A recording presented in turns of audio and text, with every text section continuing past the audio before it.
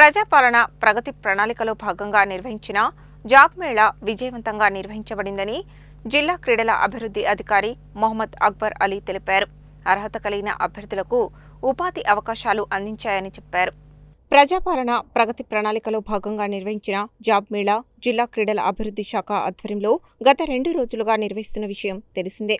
ఈ జాబ్ మేళా ఆదివారంతో ముగిసింది. ఈ సందర్భంగా జిల్లా క్రీడల అభివృద్ధి అధికారి మొహమ్మద్ అక్బర్ అలీ మాట్లాడుతూ, ప్రజాపాలన ప్రగతి ప్రణాళికలో భాగంగా నిర్వహించిన జాబ్ మేళా విజయవంతంగా నిర్వహించబడిందని, ఈ కార్యక్రమంలో వివిధ ప్రైవేట్ సంస్థలు పాల్గొని అర్హత కలిగిన అభ్యర్థులకు ఉపాధి అవకాశాలను అందించాయని, ఈ సందర్భంగా ఉద్యోగార్థులతో ప్రత్యక్షంగా సమావేశమై ప్రైవేట్ రంగంలో ఉద్యోగ అవకాశాల ప్రాముఖ్యతను వివరించడంతో పాటు భవిష్యత్ కెరీర్ అభివృద్ధికి అనుభవం ఎంత ముఖ్యమో తెలియజేయబడిందని, ఉద్యోగంలో స్థిరత్వం ద్వారా నైపుణ్యాలు పెంపొందించుకోవచ్చని, దీర్ఘకాలికంగా మంచి అవకాశాలు పొందవచ్చని అభ్యర్థులను ప్రోత్సహించారన్నారు.